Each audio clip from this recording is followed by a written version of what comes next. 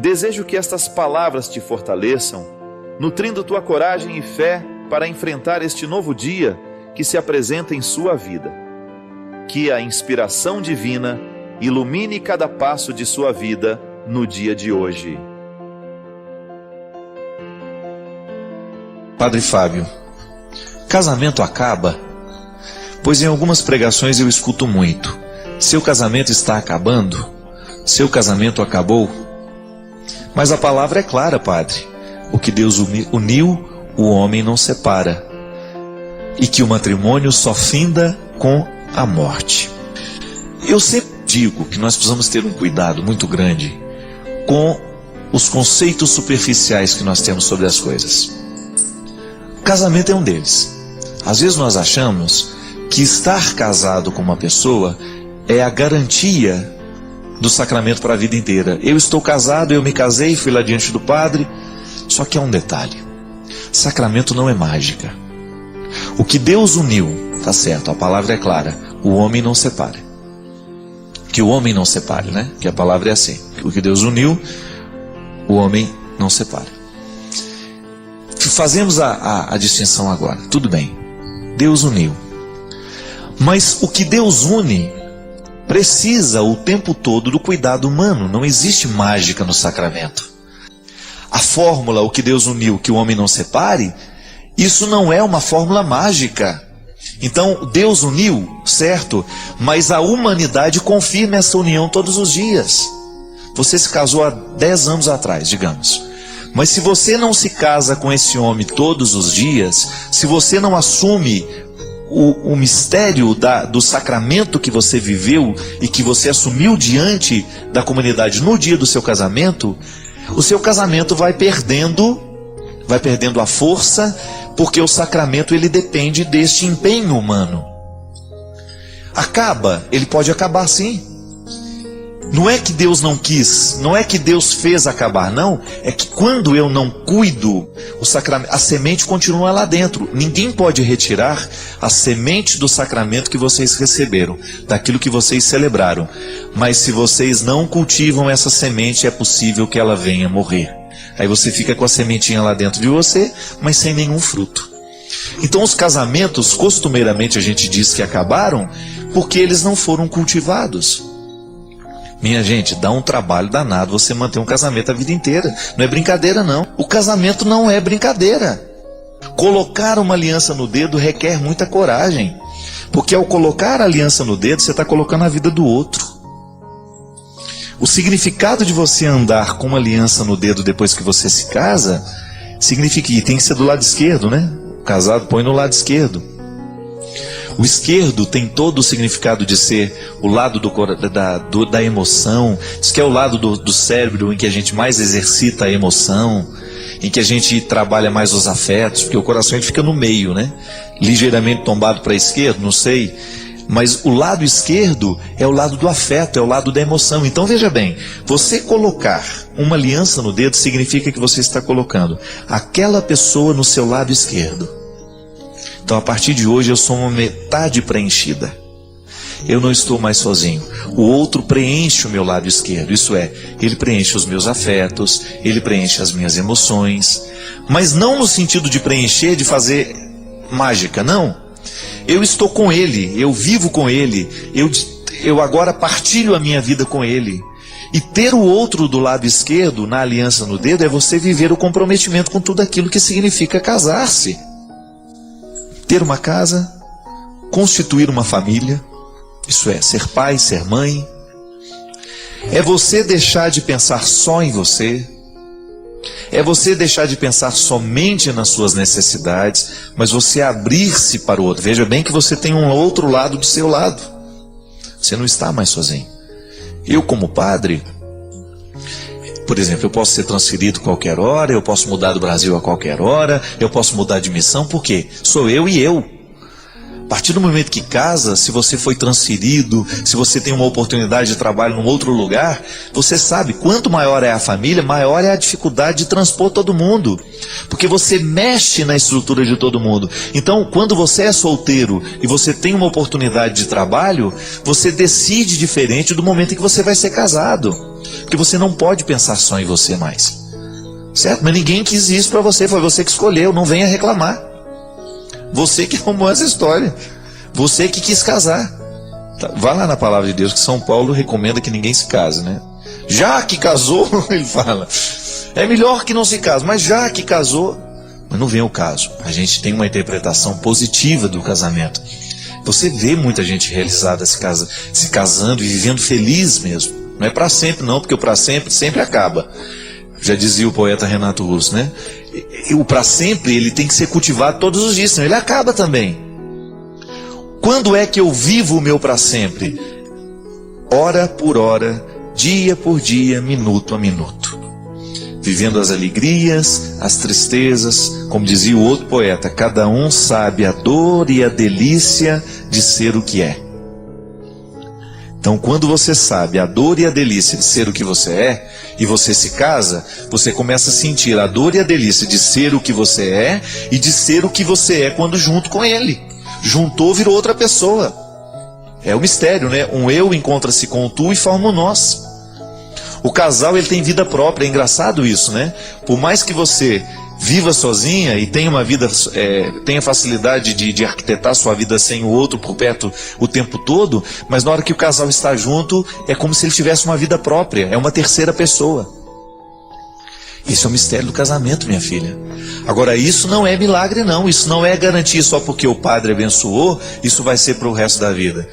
Esse que o homem não separe não é o que está lá de fora não, são os dois que se juntaram.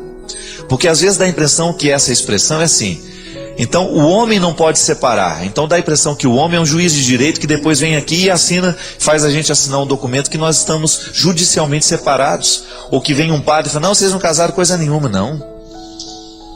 Os que recebem o sacramento e com a certeza de que Deus manterá unido, recebem também a responsabilidade, então que vocês não se separem, que vocês cuidem para que a relação de vocês seja estável e que essa relação possa fazer bem. Agora, no dia a dia, você terá que descobrir como fazer essa relação fazer bem, crescer bem, porque não será milagre, não é mesmo, minha gente? Só quem já leu os livros do Padre Fábio de Mello sabe o quanto eles são transformadores, nos fazem refletir e mudam a nossa forma de enxergar a vida. Se você ainda não leu, não perca essa grande chance, saiba mais clicando nos links da descrição. É renovar as esperanças na vida e o mais importante, acreditar em você de novo. Sofreu muito nesse período? Chorou muito? Foi limpeza da alma. Ficou com raiva das pessoas? Foi para perdoá-las um dia. Sentiu-se só por diversas vezes? É porque fechaste a porta até para os anjos. Acreditou que tudo estava perdido? Era o início da tua melhora. Pois é, agora é hora de reiniciar, de pensar na luz, de encontrar prazer nas coisas simples de novo. Que tal um corte de cabelo arrojado, diferente? Um novo curso? Ou aquele velho desejo de aprender a pintar, desenhar, dominar o computador, ou qualquer outra coisa. Olha, quanto desafio. Olha quanta coisa nova nesse mundo de meu Deus te esperando. Tá te sentindo sozinho? Besteira? Tem tanta gente que você afastou com seu período de isolamento. Tem tanta gente esperando apenas um sorriso teu para chegar perto. Quando nos trancamos na tristeza, nem nós mesmos nos suportamos. Ficamos horríveis. O mau humor vai comendo o nosso fígado até a boca ficar amarga. Recomeçar. Hoje é um bom dia para começar novos desafios. Onde você quer chegar? Ir alto? Sonhe alto. Queira o melhor do melhor. Queira coisas boas para a vida. Pensando assim, trazemos para nós aquilo que desejamos. Se pensamos pequeno, coisas pequenas teremos. Já se desejamos fortemente o melhor e principalmente lutarmos pelo melhor, o melhor vai se instalar na nossa vida. E é hoje o dia da faxina mental.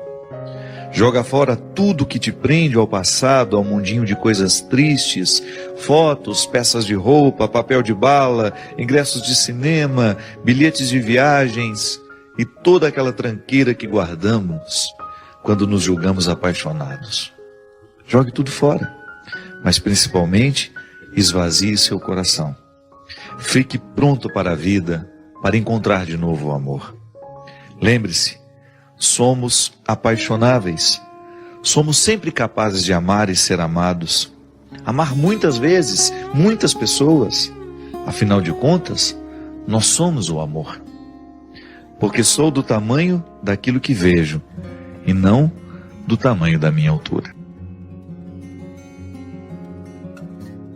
É com muita alegria e com esse poema, que eu não sei, na verdade não é um poema, um texto, encontrei na internet outro dia, achei muito simples, mas ele tão direto, tão capaz de realmente nos dizer coisas simples que às vezes nós já estamos até acostumados a ouvir.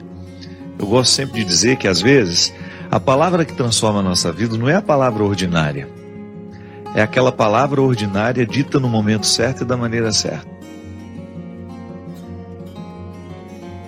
Porque às vezes nós já escutamos isso muitas vezes. Um texto motivador, como tantas vezes você já teve a oportunidade de ter contato no Facebook, ou alguém te lhe dizendo, um e-mail que você recebeu. Autores desconhecidos, né? Porque esses textos às vezes chegam assinados pelo Drummond de Andrade, mas não foi ele que escreveu. Só para dar autoridade ao texto, às vezes as pessoas colocam um autor conhecido. Não, é um texto que qualquer pessoa poderia ter escrito no momento em que ela pensou a própria vida, a dinâmica da própria vida. Mesmo que você não seja um literato, é possível que você já tenha pensado tudo isso ali. Mas de repente aquela palavra dita no momento certo, quando você escuta aquilo no momento correto, ela tem um poder transformador sobre nós impressionante. Essa faxina que o escritor desconhecido nos propõe, com esse texto que se chama Recomeçar, serve para nós nesse momento em que, ao olharmos para a morte do outro, pensamos a nossa. Na filosofia a gente aprende que a única forma que a gente tem de experimentar a morte, antes de morrer, é claro, né? Porque a morte é o acontecimento que nós vamos, de fato, saber o que é morrer, é no momento que a gente morre. Não há uma outra forma de experimentar a morte pessoal senão morrendo. Então, como isso vai ser o ato definitivo, eu antecipo essa experiência quando eu olho para aqueles que morrem ao meu lado. Porque de alguma forma nós nos olhamos naquelas pessoas que se foram. É uma maneira que eu tenho, que você tem, de olhar para a sua morte, é naquele que morre. É um impacto sobre nós. A morte dos outros nos impacta. E ao olhar, ao sentir esse impacto, é natural que você também passe a sua vida limpo.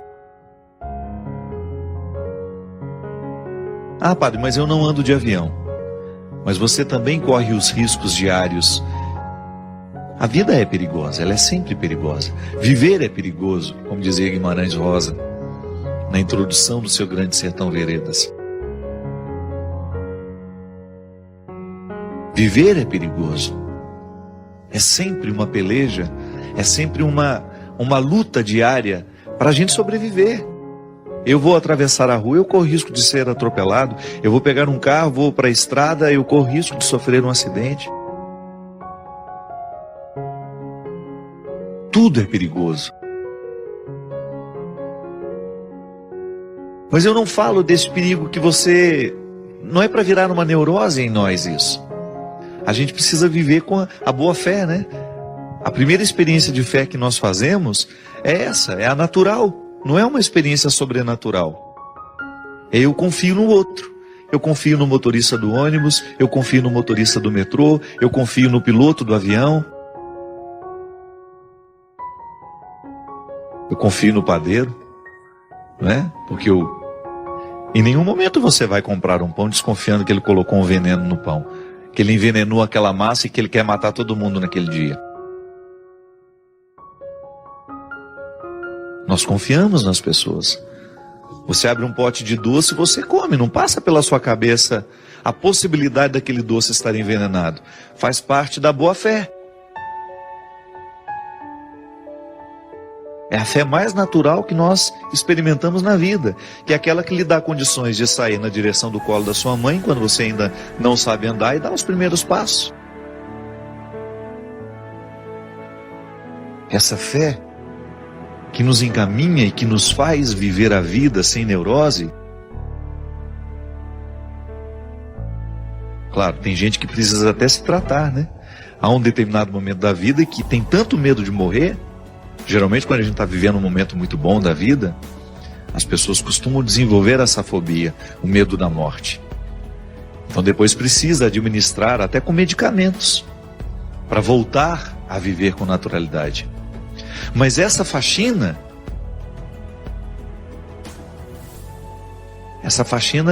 ela ultrapassa essas realidades cotidianas. Ela entra lá no mais profundo do sentido da nossa vida. É lá onde a gente precisa retirar os excessos, para que a gente tenha condições de extrair o que realmente importa. Que todos nós queremos ser felizes. Às vezes não somos felizes é por causa das escolhas erradas que a gente faz. E quando eu falo de felicidade, eu não estou falando de ausência de problemas. Essa é utópica, essa não existe. Eu estou falando da possibilidade de nós vivermos confortáveis em nós. De você olhar para a vida que você está vivendo e você ficar satisfeito com o resultado que você está tendo. Isso é possível. A nossa vocação é essa. Não é ter uma vida extraordinária. Porque às vezes a gente olha para as pessoas famosas, né? A gente acha, nossa, que vida extraordinária deve ter aquela pessoa. Nada. Quando ela chega em casa, quando ela está a sós, com ela, com as pessoas que fazem parte do mundo dela, aquele é absolutamente ordinário como a vida de todo mundo. Os palcos não são eternos. Aquele astro do cinema que você vê brilhando na tela, olha o que aconteceu com ele. Um homem que ganhou Oscar, um homem que ganhou inúmeros prêmios ao longo da sua vida e de repente não consegue administrar a infelicidade do momento, ou não soube administrar o sair de cena, porque isso também é perigoso. Ninguém está livre de perder o sentido da vida. E eu particularmente penso que pode ser para mim e para você uma oportunidade de nós revermos o que estamos fazendo na nossa vida. Às vezes a gente corre demais, às vezes a gente se expõe a um contexto de tanta necessidade, que a gente acaba morrendo antes da hora.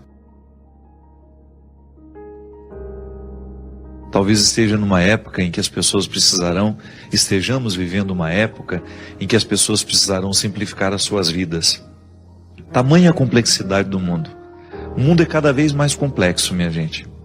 Porque quanto mais ele facilita a nossa vida, mais complexo ele fica. Porque ele gera possibilidades. Um mundo que oferece muitas possibilidades ao ser humano de deslocamento,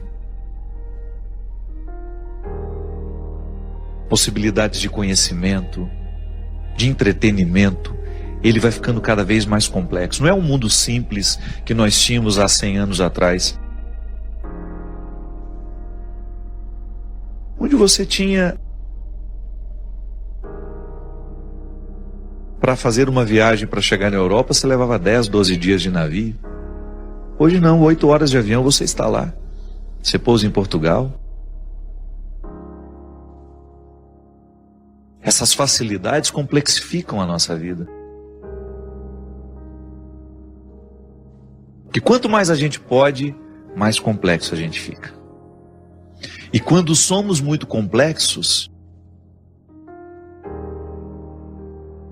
a gente se perde no contexto das escolhas, a gente tem dificuldade de encontrar o que é essencial. Porque aquele que pode muito, ele corre o sério risco de não escolher o que ele realmente precisa. Porque entre aquilo que a gente pode e entre aquilo que a gente realmente precisa, há uma distância muito grande. E só a sabedoria nos faz reconhecer, no meio de tudo isso que eu posso, o que realmente preciso. É aí que eu digo que precisamos fazer a faxina, por causa dos excessos que fazem parte de nós. E hoje eu quero ler uma palavra que está no livro do Eclesiástico, que nos lembra o cuidado que nós precisamos ter com os nossos pais. Ele diz assim, o escritor: Deus honra o pai nos filhos e confirma sobre eles a autoridade da mãe. Quem honra o seu pai alcança o perdão dos pecados. Evita cometê-los e será ouvido na oração cotidiana. Quem respeita sua mãe é como alguém que ajunta tesouros. Quem honra o seu pai terá alegria com seus próprios filhos. E no dia em que orar, será atendido. Quem respeita o seu pai terá vida longa, e quem obedece ao pai é o consolo da sua mãe. Meu filho, ampara o teu pai na velhice, e não lhe causes desgosto enquanto ele vive. Mesmo que ele esteja perdendo a lucidez, procura ser compreensivo para com ele. Não humilhes em nenhum dos dias de sua vida. A caridade feita a teu pai não será esquecida, mas servirá para reparar os teus pecados, e na justiça será para a tua edificação. É uma palavra bastante forte, né? Mesmo porque é tão importante a gente renovar dentro de nós o amor que a gente tem pelos nossos pais, respeitar, amar, não humilhar. A velhice é um tempo tão precioso, mas que pode se transformar num período de muita tristeza, se por acaso o velho não estiver amparado de pessoas que amem de verdade.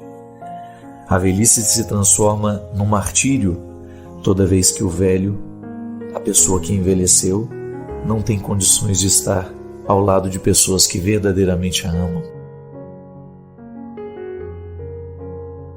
Ao lado de pessoas que verdadeiramente reconheçam o seu valor, reconheçam aquilo que ela fez ao longo da vida. Por isso que é importante a gente ter essa consciência. Se você tem o seu pai e a sua mãe, viva da melhor forma ao lado deles.